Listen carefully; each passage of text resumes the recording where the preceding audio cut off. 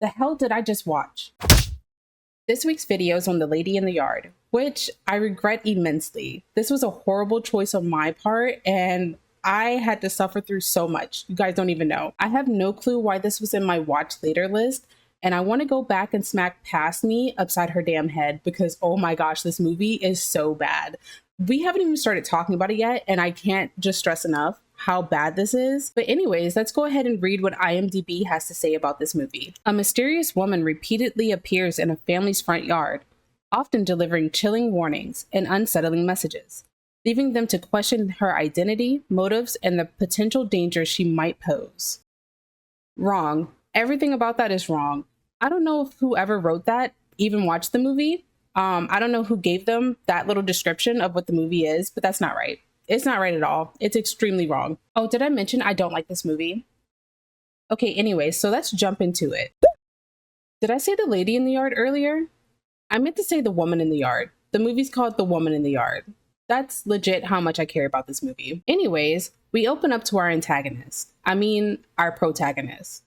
In this case, those words are definitely synonymous. Either way, her name is Ramona, and she's in bed watching a video that she took of her husband, when her son Tay walks in and announces that there's no power on in the house at all, thus making her have to end this video watching and start her day. As she's getting out the bed, we see that she's wearing a leg brace. We don't know why she's wearing this leg brace yet, but she's very much mobily impaired. As she's struggling to get out the bed, she says into the ether, "Give me strength." And remember this line. It comes up later. Meanwhile, Tay is downstairs doing the morning chores. He's taking the dog Charlie outside to use the bathroom. He's feeding the chickens and he's collecting their eggs. He then goes into the kitchen and tries to cook breakfast, but the gas stove that they have is not lighting. So he remembers that his dad, who, by the way, has passed away. They don't say it just yet in the movie, but I'm just going to throw it out there right now just so it's easier to follow. The dad is no longer with us. He has left the world of the living. So back to the story. Tay remembers that his dad has a lighter and all of his dad's belongings are upstairs. Did I say belongings right? I don't know why I can't say belongings right. I still can't say it. It's like getting stuck in the back of my throat. It's so funny. But anyways, all of his dad's stuff is upstairs in the attic. And so Tay goes up there to retrieve the lighter. And while he's digging around, he sees a mug from his dad that he wants to use for the day. And the mug is so cute. It says, "If you can dream it, you can build it." So inspirational. So back downstairs, we meet the little sister Annie, and she's currently trying to cut a block of cheese with a butcher knife. Actually, I don't know if it's a butcher knife, but it's a sharp ass knife. She should not be having that. She's a child. She should not be handling that knife at all. Anyways, Ramona comes into the kitchen just as Annie is about to cut that block of cheese, and she yells at Annie, startling her to drop the knife. I don't think that's very safe. I think you could have just nicely, easily said, "Hey, listen, sweetie, you should not have that knife in your hand. It is very sharp." Not scream at her so she drops it. She could have cut herself. I just feel like there was a less aggressive way to tell this little girl to stop doing that. But anyways, Ramona yells at her, and then she also yells at Tay for not watching his sister. Ma'am, he's been up all morning while your ass has been in bed, boo-hooing. Granted, your husband is passed away, but still, you got 2 kids to take care of, but you're upstairs boo-hooing while he's down here taking care of the house. He's already doing too much at his age, and now you're going to yell at him for not watching his sister? You should be watching her. Where are you at? What are you doing? Nothing. That's what you're doing. You're doing not a damn thing. I don't know if you guys know this or not, but I really don't like Ramona. But anyways, they all sit down for breakfast, and while they're eating, the dog Charlie comes up and starts throwing up all over the floor. And the reason for this is because Tay fed him, I believe, mashed potatoes. I honestly don't know what it was. It looks like mashed potatoes, so I'm going to say mashed potatoes. But Tay fed that to the dog because there's no dog food, along with any other groceries in this house, because Ramona has not been grocery shopping. Ramona is not stepping up as a parent. So she gets mad at Tay again, and instead of letting him finish his breakfast, she makes him go put Charlie outside on the chain. Like, dang, he was up all morning doing all kinds of stuff. You don't want to let him just chill out for 5 seconds? The dog will be fine. The dog been in the house the whole damn time. Why he got to go outside right now? Because you said so? Just breathe. Just breathe. It's a movie. Just breathe. So after Tay chains up Charlie, he comes back inside and he tells his mom that there's a woman in the yard. So they're staring out the window, trying to figure out where this lady came from. Why is she there? What does she want? Just trying to brainstorm, when Annie has the bright idea to call the cops. Only thing is, Mona let her phone die. And since there's no power, she can't charge the phone. So there's no help to be called. So with apparently no other options but to go outside and confront the lady herself, I don't know why that is an option.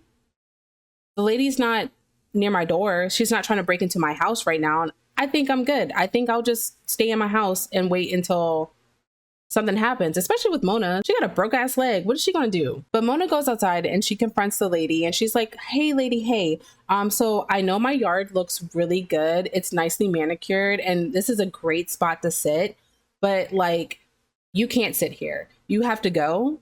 I don't know who you are, so you have to leave. And the lady is like, actually, I like it here. This is a good plot of land. This is very comfortable. I'm not going anywhere. So Ramona makes a threat saying that her husband is coming home soon. So the lady needs to leave before he gets back. And the lady's like, no, ma'am, no, ma'am. Don't lie to me. Your husband's not coming home. I'm sorry, what? How do you know that? How do you know that, ma'am? How do you know that? But the lady proceeds to be really creepy and says, today's the day, and shows Mona bloody hands. Like her bloody hands, not like a different set of bloody hands, hers. Her hands are bloody. I need to specify that. So with this, Mona proceeds to hobble her ass on out of there. She goes back towards the house, and as she's passing the chicken coop, she notices that they're all shredded up. The chickens are no longer squawking. Okay, do they squawk? Do chickens squawk? Clicking? Clacking? Child, the chickens are dead. The chickens are gone, okay? And I don't know how they're gone. I don't know why they're gone. We're left to assume that the lady took them out. I don't know. Maybe she has a personal vendetta against chicken. Maybe a chicken pecked at her when she was a little kid or something. I don't know. She don't like chickens. But regardless, Mona goes to the carport shed thing that they have their car in, and she proceeds to try to start the car, but it's not starting. And for some reason, right now, they decide to play some dramatic ass music. It's very intense for no reason. Mona's trying to start the car, and she'll look at the ignition and then look at the lady in the chair and then look at the ignition and then look at the lady in the chair. And it just does that back and forth for a little while. And while she's doing this, we notice that Charlie has stopped barking. I really hope Charlie's okay. So with the car not starting, Ramona goes back inside the house and tries to distract her kids with ice cream. I don't know, maybe more time has passed than I think it has, but didn't they just eat breakfast? Something about eggs and ice cream in my stomach at the same time just don't sound very appeasing. I feel like I'm about to have the bubble guts, but the kids are happy about it, especially little Annie. She's like, yes, ice cream for breakfast. So at least somebody likes this idea. Meanwhile, Tay is still staring out the window and he's not buying anything his mama just said. Because when she came back in the house, she tried to tell him the lady was from the nursing home, like a nursing home escapee. And that really does not sound plausible to me and or to Tay. Because how she got a chair? How she escaped from a nursing home with a chair? And why she got on all black in that veil? Mona, your excuse makes no sense. You're stupid. You should have thought of a better lie. But anyways, Tay suggests that they should go get the gun from out of their office, from out of the safe in the office. And Mona shuts that down. She's like, no, we don't need the gun. And actually, for suggesting that, you should go to your room. And Tay refuses. He's like, no, listen to me. Something's not right here. We should get protection. And Mona does not like him talking back to her at all. And he's not even really talking back per se. Like, he's not being mean about it. He's just like, nah, I'm not doing that. But because she does not like the fact that he said no to her, to show him that she is the one in control, she grabs that mug that he took out the dad's box earlier. You know, the dead dad's box. She grabs that mug and throws it on the ground, smashing it. Did that make you feel good? Do you feel powerful now? Do you like the devastation on your child's face? Anyways, Tay leaves the kitchen and goes into a living room area, and Ramona proceeds to sweep up the glass that she broke on the ground. A little while later, Ramona goes to the sitting room and apologizes to Tay. Just kidding. She acts like none of it happened and tells him that she'll call the cops when the power comes back on, but in the meantime, to not go outside. So now we're all in the sitting room. So it's Tay, Mona, and Annie just in the room. Tay is taking a little nappy nap. Annie is practicing her words, and Mona is picking at the stitches in her leg. With unclean hands, I might add. I did not see that lady wash her hands not once. But I guess one stitch in particular is really bothering her. So she starts pulling at it, and pulling at it, and pulling at it. But before she can get a little bit too carried away, Annie distracts her, and we see that nothing that just happened was real. Well, like the stitch pulling, that wasn't real. They are still in the sitting room. That part is actually happening. Yeah. So carrying on, for some reason, Mona gets up and she goes outside I'm really not sure why. I didn't hear anything, and I watched this part 10 times just to see if I could notice why she got up. There's no reason. She just gets up and goes outside. But either way, she's outside and she's calling for Charlie when she finds his chain buried inside the ground. She starts pulling it up, and then when she gets to the end of it where his collar should be, it's broken off, and alas, there is no Charlie. So we're left to believe that Charlie is buried deep down in the ground somewhere. How he got there, we don't know. Why she's not freaking out that heavily? Also do not know, because I would be shitting bricks. What do you mean my dog is gone and he's possibly buried underneath this ground? She's just not behaving as someone who should be behaving during some type of situation like this. You know what I mean? But anyways, the scene abruptly cuts back to the sitting room, and Tay's waking up and Mona's back on the couch, acting all casual like she didn't just possibly find their dog dead buried in the yard. And for some reason, she now has a butcher knife on the couch beside her. No explanation to this. She just has a knife, okay? But with Tay now awake, he comes up with the idea to drive to the neighbor's house to use their phone so they can call for help. Because honestly, that's a really good idea. Why didn't they think about that sooner? At least Mona should have thought about it. She's the adult. But Mona shuts that down. She's like, I can't drive because, broke leg. And you can't drive because, 15. And one, it's an old country road. The most that boy's going to do is drive himself into a ditch. You can let him drive. It's really not that serious. And two, how about some communication and just tell him, oh, the car won't start. All this lying for what? I don't understand why she's lying to him. It's so weird. So with Mona shutting that down, Tay suggests that maybe they just walk over to the neighbor's house because, it's only like a 10-15 minute walk. Should be pretty simple, right? No. Mona shuts that down as well. Y'all, she is really pissing me off. Like, she is such an unlikable character. It's not even funny. She's so unlikable. And apparently Tay shares my sentiments because he calls her a bitch and starts throwing a ball upside the wall. And Mona doesn't say anything. She just stares at him and slowly moves her hand to go grab the butcher knife that's beside her. And I'm like, damn, you really gonna stab this kid for calling you a bitch?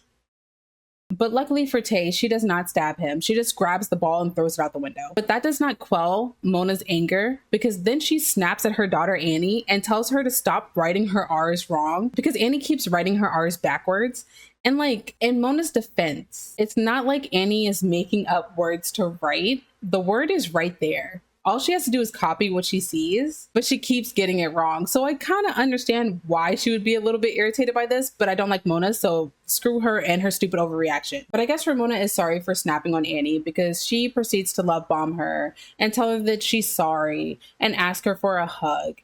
And while she's hugging her, she pulls out the knife from earlier and stabs Annie in the back. Just kidding, it's the pillow. She stabbed a pillow from the couch. Annie does, however, end up cutting her foot on the glass in the kitchen.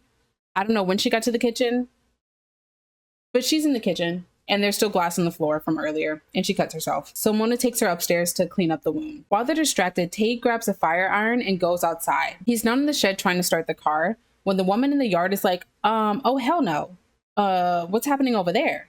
You're trying to get away? I think not. I think you're not getting away from this house today. So she starts doing spooky things, like making the tarp on the wrecked car come up. A shelf thing in the shed falls off the wall, and playing peekaboo in this random mirror that they have outside. Super creepy. Spooky ooky. But then Tay sees a shadow walking around the shed, and you're like, oh my gosh, she's coming to actually get him this time. Nope, it's just his mom, who he almost bashes in the head with that fire iron that he had from earlier. Why am I saying a fire iron? It's definitely a fire poker. I think that's the more accurate term for it. It's a fire poker. He almost takes his mom out with the fire poker. Back in the house, Tay and Mona are arguing because Tay is starting to get up on speed. He's like, my mama is hiding so much stuff from me. Like, why didn't you just say that the car didn't start? Like, what was the point of keeping that hidden? And if you're hiding that little thing from us, what else are you not telling me? Do you know who this lady is outside? Oh, also, where is Charlie? And Mona dismisses the Charlie comment and just goes, I'm trying to keep you guys safe. And I have questions. How did Tay come to this conclusion that she knew that lady in the yard? Did I miss a little detail somewhere where it kind of hinted that she might know that lady or something? Because I don't understand how we got from her not telling me that the car won't start to you actually know her. Also, what the hell does Mona mean by I'm trying to protect y'all? So do you know the lady? Is she dangerous? What are you protecting me from? But back to the movie. Tay calls Mona crazy, and like the unhinged person that she is, She throws a wicker basket at his head. I mean, she don't hit him. Her aim is real trash because, like, he's right there. Like, he's literally right there. I don't know how she missed that boy, but she did. I don't know. Maybe it's just me, but I don't think she liked these kids. She's been mean to these kids the whole movie. I really just don't think she liked these kids. But just like her love bombing ass, she tells Tay that she's sorry right after she tries to assault him. And I guess with that, Tay is a little bit fed up. He's officially fed up now because he goes into the office and go to get that gun from out the safe that he was trying to get earlier. So let me explain the office to you really quick. So it's one of those ones where you can enter from two sides. So there's a door on this one side and then a door, like you have to go around the hallway to some other room to get into the other door. Okay, so that way it's a little bit easier when I describe this mess. So Tay is in the office and he closes the door on Mona, so that way she has to hobble around to the other door on the other side. And before she can get there, she slips and falls because she doesn't know how to use crutches yet, giving Tay enough time to get the gun out the safe, and then go back through the door that he locked Mona out originally. So she eventually gets up off the ground, hobbles to that back door, but when she gets into the office, Tay has gone out the front door already, and he has actually knocked the knob off of that one, so she can't get out of that door. And then he's ran around to the one she just went into and locks her into that one. So now Mona is stuck in the office. I really hope that made sense. There could have been different words that I used to describe that, but my brain is not working properly right now, so that's what we're going to go with. Now, armed with the rifle, because it's a rifle that's in the gun safe, not like a regular gun, like a handheld. It's a rifle, like for hunting. I don't know anyone who would keep a rifle in a gun safe like that. I know a gun rack, but not an actual safe. I've never seen that before. My mama also didn't used to let me go hunting when I was younger. She said it wasn't girly, but all my cousins did it and I'm real mad about it. But anyways, enough about my childhood. Tay is outside with the rifle and he's giving the lady 10 seconds to get off their property before he starts blasting. But for all that big talk, he don't do nothing. First off, he has the safety on the gun. And then second, even when he takes the safety off, he just stands there. But I guess he did try to do something more than what his mama was doing. This does, however, get the lady to stand up and start talking. And she tells Tay, it wasn't him. Your mama been lying to you. What my mama been lying about? Tay goes back in the house and he confronts his mom on what the lady just told him. And she comes clean on what really happened the night their daddy died. Apparently, while they were out to dinner that night, Mona expressed that she was not happy with moving to the country, even though she said she was okay with it. She was glad to move. And that she's so unhappy that maybe she'll just leave. She'll leave her husband. She'll leave that dog. She'll leave them chickens. She'll leave them raggedy ass kids that she don't even like. I mean, she didn't say all this, but this is what I'm taking from that conversation, okay? But anyways, after this little back and forth, him saying that they'll have to talk about it a little bit later, they leave the restaurant and she's the one who's driving them home. She's driving, not him. Important. And while she's driving, she looks in the rear view mirror and she sees the lady from the lady in the yard. I don't know why the lady is there, but she's there. And apparently that distracts her enough that she gets into a car accident. She drives full on into oncoming traffic, thus ending the daddy's life and breaking her leg. So now Tay knows who was actually driving that night. It wasn't the dad. The dad was not driving carelessly. It was the mom, which means the mom, Mona, told the kids that the dad was driving. She put all the blame on the dad. I'm gonna save this for the end, for my commentary at the end, but Mona is a villain. She's a straight villain, and there was literally no reason for her to say any of that unless she was trying to play victim. I cannot, But the whole time this whole storytelling is going on, the lady in the yard is messing with Annie. The ball that Mona threw out the window earlier is now back in the house. And bless Annie's little heart, bless her soul, because she thinks Charlie bought her the ball. Baby, did you see Charlie? Did you hear Charlie? That's a big ass dog. How did you miss him? Why would you think Charlie gave you the ball? Annie don't have no common sense. But anyways, the lady is using her shadows to mess around with things inside the house. So she's shaking the chandelier. She scoots a lamp across the table. She doesn't knock it on the ground or nothing like that because, you know, safety, glass and safety. She don't want nobody to cut themselves. She's very considerate. But then she projects her shadow onto the wall, which makes Annie start screaming, causing Tay and Mona to run into the room to get her. And now that everyone is together, the lady starts to wreak havoc. She's swiping stuff off the walls, off the table, slamming doors, just being a straight menace. And Mona goes, we have to get somewhere completely dark. And I'm like, I'm sorry, what? How do you know we have to go somewhere completely dark? What information are you privy to that you are not sharing with the class? Also, if darkness is the lady's weakness, why did she wait all damn day to start fucking shit up? It's almost nighttime.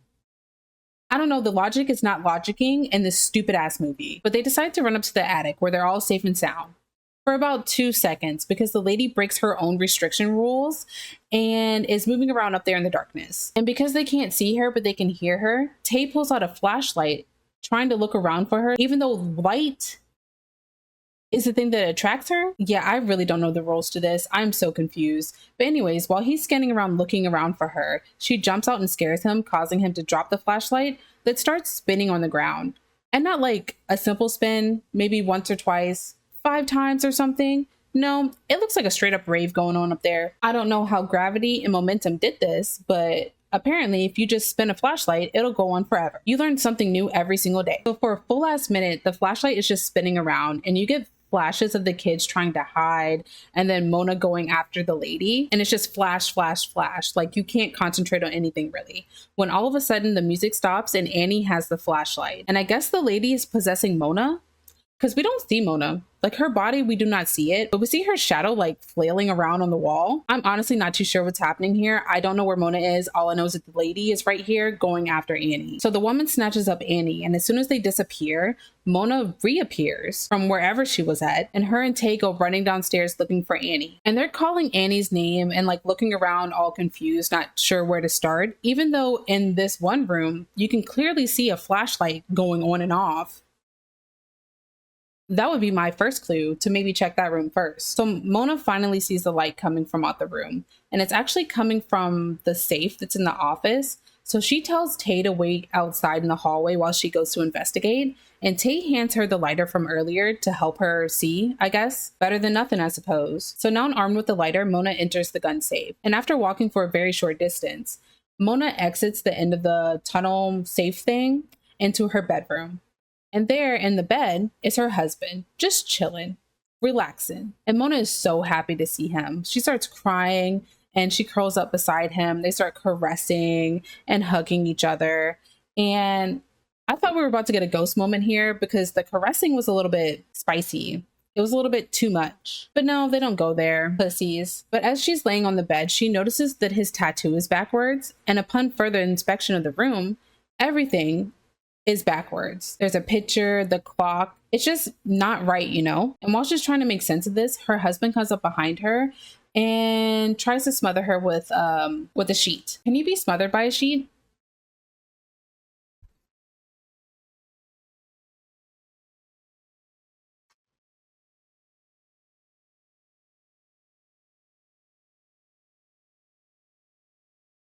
No. No, you can't be smothered by a sheet. I mean, maybe, but not in this circumstances. But Mona blacks out and comes to outside, sitting in the same chair that the woman was in earlier. And we now get a past POV of the lady, but like as Mona. Does that make sense? Like it's Mona after she blacks out, but she's sitting in the chair that the woman was sitting in from earlier in the movie. We're just going to assume that makes sense. But anyways, past Mona comes out and asks this Mona if she's okay, like she did earlier in the movie. And when this Mona says that she's confused and drowning, past Mona goes, "Today's the day." Then we abruptly cut to the attic. But like not the attic right now, but the attic from before when all that rave stuff was happening. And we see that Mona is in front of Annie, snatching her up, not the lady. And we're now in a bedroom, not the attic anymore. And Annie is passed out in Mona's arms and there's blood all over Mona's hands. But luckily this is all just in Mona's mind because Tay bursts into the room and Annie wakes up and all the blood is gone. Mona ushers the kids out the room and tells them that she'll come out there when she gets done. And she closes the door on them. She then picks up the rifle and points it into one of the corners, a dark corner in the room, and starts yelling at the lady because I guess the lady is there. I don't know how she knows the lady is there, but the lady is there. But yeah, she's yelling at the lady and telling her to get out of the house, leave them alone, or she'll blow her head off. And the lady's like, "No, yeah, that's actually why I'm here. I'm here to actually help you use it, like you asked me to." She then proceeds to tell Mona, "Remember when you prayed for the strength? Well, I'm that strength. But not the strength to go on, because that's not what you were asking for." So it is very much heavily implied that Mona was asking for the strength to end it all, to just leave this earth. Cool, cool, cool. So Mona is trying to resist this. She's like, no, I was asking for the strength to go on. I don't actually want to do this. But she lets the lady bully her into giving up the fight. I'm sorry, can I not change my mind? Can I not backtrack? Like maybe I was feeling down at this particular point in my life, but I don't feel like that right now.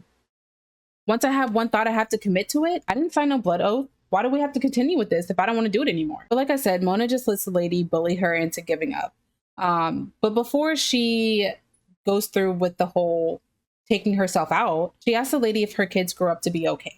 And the lady shows her pictures of them graduating from high school, looking happy. And that's about it. I don't think she shows any other pictures. So I guess high school is the pinnacle of happiness. I mean, for some people it is. But anyways, Mona asks if she can go say goodbye to her kids. And the lady is like, yeah, sure. Go say goodbye to those kids you don't even care about. And the camera pans out a little bit to Mona sitting on the bed while they're having that discussion. And we're looking at Mona through a mirror and we only see Mona. We don't see the lady sitting beside her at all. So is the lady just made up in Mona's brain? So Mona gathers her kids outside and she tells them to go to the neighbor's house down the street because she doesn't want them there when she blows her top. So after the kids skedaddle, she goes into the shed with the rifle and she's struggling with pulling the trigger, as in she doesn't really want to, but the lady is forcing her hand. Like she's literally caressing her hand. Well, not caressing, but she's like holding her hand, trying to get her to pull the trigger. And Mona's fighting back with all of her might. So this little struggle goes on, I swear, for like 2 minutes. It's just like 2 minutes of like a weird ass struggle. Power play. I'm so tired. Oh my gosh. So we're shown the shadow of Mona and the lady struggling with who's going to be in power of the gun. And the lady disappears. The lady's shadow at least disappears into Mona, which I assume releases Mona from possession. Because the next thing you know, Mona is walking out the shed alive and her kids are running back home. So now the big happy family are walking back to the house and the lights come on and Charlie shows up alive and well. Charlie didn't die, I don't think. I don't know. I don't understand this movie. But anyways, but before this movie ends, it pans to a painting that's in the window and we zoom in on Ramona's signature and her signature is spelled backwards. And that's the end of the movie. Okay, so I guess let's try to talk about this movie. First off, let's go back to the IMDB description that I read earlier and how it's very, very much wrong. So the lady in the yard does not disappear and come back, disappear and come back. There's no repeatedly appearing in the yard. She's just in the yard. The only thing that's happening is that periodically during the day, did I say periodically right? Did I say it right that time? Whatever. But throughout the day, she is getting closer to the house. That's the only thing that's happening. She's definitely not leaving and coming back. And two, she only ever says like a couple of things before the whole attic part. She does the cryptic little message in the beginning to Ramona about today's the day and being right where she needs to be, or being like right where she's supposed to be. And then that stupid stuff she told to Tay later on with the mama lying to him. That's it. I don't know where that description got all that other information from, which is why I don't think whoever wrote it watched the movie. And I read another description of the movie and it said that overwhelmed with grief, unexplainable stuff happens in this house or something like that. And I was like, grief? Grief where? All I'm seeing is guilt. Guilt because you lied. Guilt because you had a fight with your husband the night that he died. And let's talk about that. Let's talk about that night. Because what do you mean you're mad because you moved to the country, even though you agreed to move out there?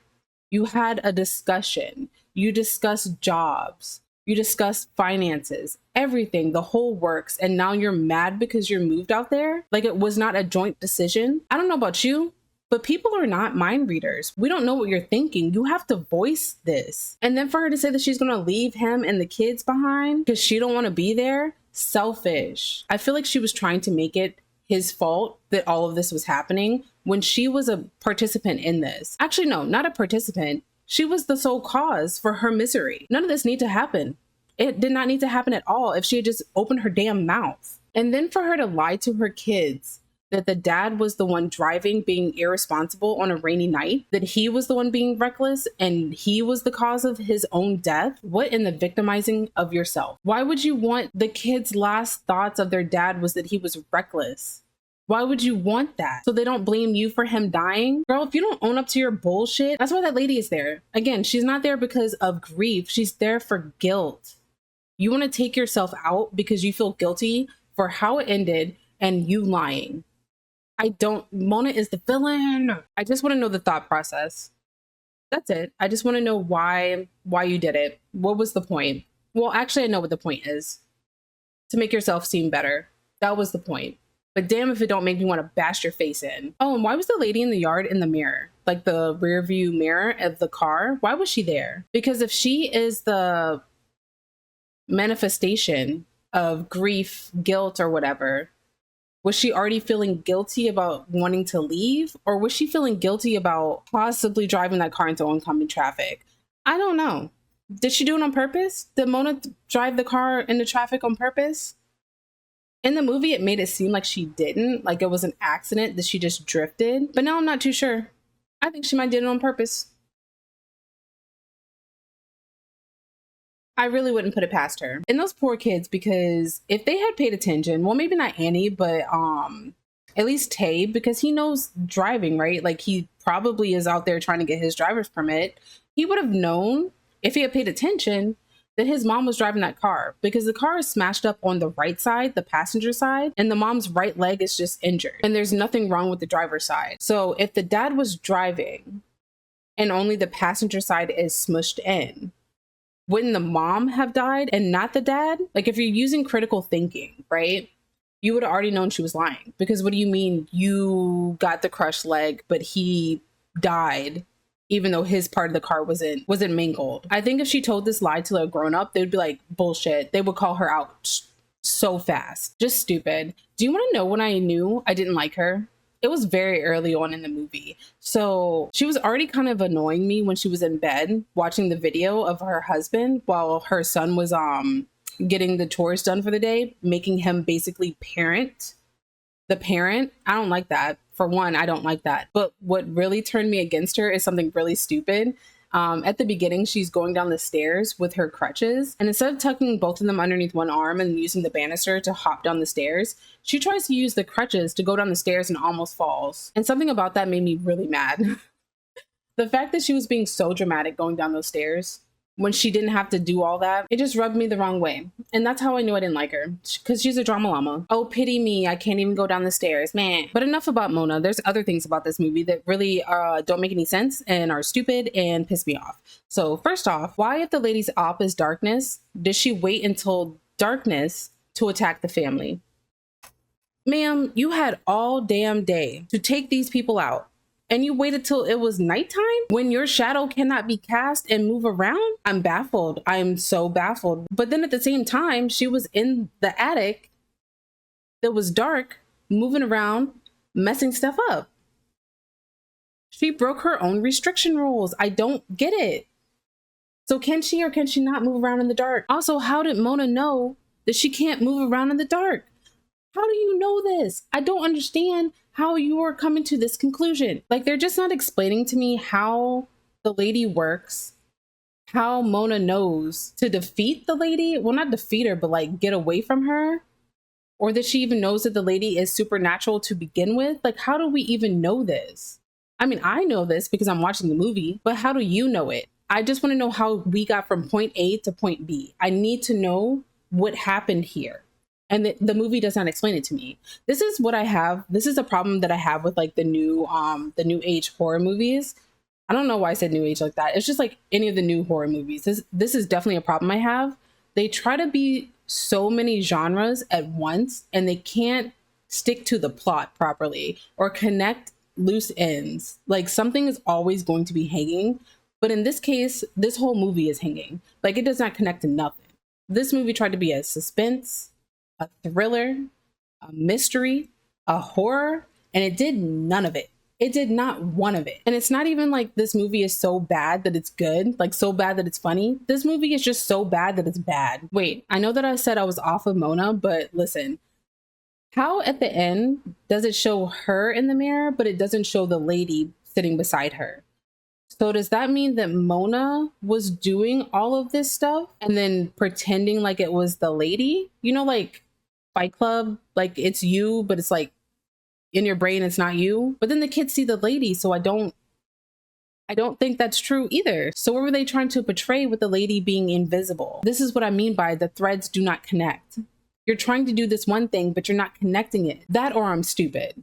It could be that too, because sometimes my brain just don't be working properly. So yeah, I really just don't like this movie. It's kind of stupid, pointless. There was no clear ending, which is fine. Like you can leave me on a cliffhanger, but at least make it so that I understand what could be happening. In this case, I don't know.